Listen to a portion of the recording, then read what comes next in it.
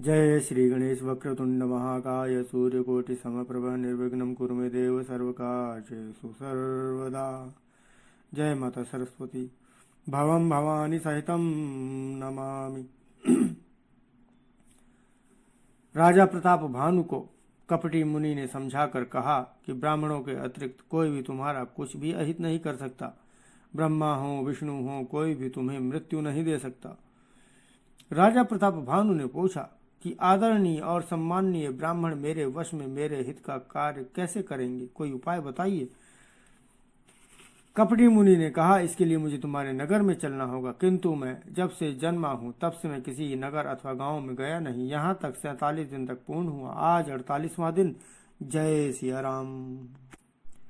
जानी नृपहियापन याधीना, बोला तापस कपट प्रवीणा। सत्य कहूँ भूपति सुनु तो ही, जगनाहिन दुर्लभ कछु मोही। अवस काज मैं करिहूँ तोरा, मन तन भजन भगत तय मोरा। जोग जुगुति तप मंत्र प्रभाऊ, फलहि सबहि तबहि जब करिय दुराऊ। जौ नरेश मैं करऊँ रसोई, तुम पर सहु मोहि जान न कोई। अन्न सो जोई जोई भोजन करई, सोई सोई तब आयसु अनुसरई। पुन तिन के ग्रह जेवहीं जो, तब बस होई भूप सुनु सोऊ। जाई उपाय रचहु नृपयेहु, संबत भरी संकल्प करेहु। नित नूतन द्विज सहस सत, बरहु सहित परिवार। मैं तुम्हारे संकल्प लगी, दिन ही करबी जवनार। राजा को अपने अधीन जानकर कपट में प्रवीण तपस्वी बोला, हे राजन सुनो, मैं तुमसे सत्य कहता हूँ, जगत में मुझसे कुछ भी दुर्लभ नहीं है। मैं तुम्हारा काम अवश्य करूंगा, क्योंकि तुम मन वाणी और शरीर तीनों से ही मेरे भक्त हो। पर योग युक्ति तप और मंत्र का प्रभाव तभी फलीभूत होता है जब वे छिपाकर किए जाएं। हे नरपति, मैं यदि रसोई बनाऊं और तुम उसे परोसो और मुझे कोई जानने न पावे, तो उस अन्न को जो जो खाएगा सो सो तुम्हारा आज्ञाकारी बन जाएगा। यही नहीं, उस भोजन के करने वालों के घर भी जो कोई भोजन करेगा, हे राजन सुनो, वह भी तुम्हारे अधीन हो जाएगा। हे राजन, जाकर यही उपाय करो और वर्ष भर भोजन कराने का संकल्प कर लेना। नित नए 1 लाख ब्राह्मणों को कुटुंब सहित निमंत्रित करना। मैं तुम्हारे संकल्प के काल अर्थात 1 वर्ष तक प्रतिदिन भोजन बना दिया करूंगा। यही विधि भूप कष्ट यति थोरे, होई हहि सकल विप्र बस तोरे। करि हहि विप्र होम मख सेवा, तेहि प्रसंग सहज ही बस देवा। और एक तो ही कहूँ लखाऊ, मैं यही वेश न आऊ काऊ। तुम्हारे उपरोहित कहूँ राया, हरियाणब मैं करी निज माया। तप बल ते ही करी आपु समाना, रखी हूँ यहाँ बरस परवाना।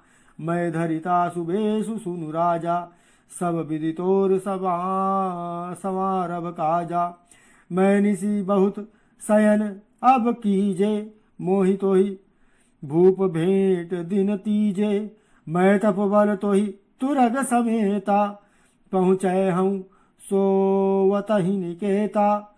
मैं आउब होई बेसुधरी, पहचाने हूँ तब मोहि। जब एकांत बोलाई सब, कथा सुनावऊँ तो ही। हे राजन, इस प्रकार बहुत ही थोड़े परिश्रम से सब ब्राह्मण तुम्हारे वश में हो जाएंगे। ब्राह्मण हवन यज्ञ और सेवा पूजा करेंगे तो उस प्रसंग अर्थात संबंध से देवता भी सहज ही वश में हो जाएंगे। मैं एक और पहचान तुम्हें बताए देता हूँ कि मैं इस रूप में कभी ना आऊँगा। हे राजन, मैं अपनी माया से तुम्हारे पुरोहित को हर लाऊंगा। तप के बल से उसे अपने समान बनाकर 1 वर्ष तक यहाँ रखूंगा। और हे राजन सुनो, मैं उसका रूप बनाकर सब प्रकार से तुम्हारा काम सिद्ध करूंगा। हे राजन, रात बहुत बीत गई, अब सो जाओ। आज से तीसरे दिन मुझसे तुम्हारी भेंट होगी। तप के बल से मैं घोड़े सहित तुमको सोते ही में घर पहुंचा दूंगा। मैं वही पुरोहित का सावेश बनाकर आऊंगा। जब एकांत में तुमको बुलाकर सब कथा सुनाऊंगा तब तुम मुझे पहचान लेना। शयन कीन नृपयायुष मानी, आसन जाई बैठ छल ज्ञानी। श्रमित भूप निद्रा यति आई, सो किमि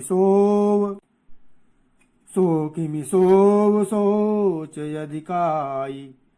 काल के तु निशिचर तह आवा, जहि सूकर होई नृपहि भुलावा।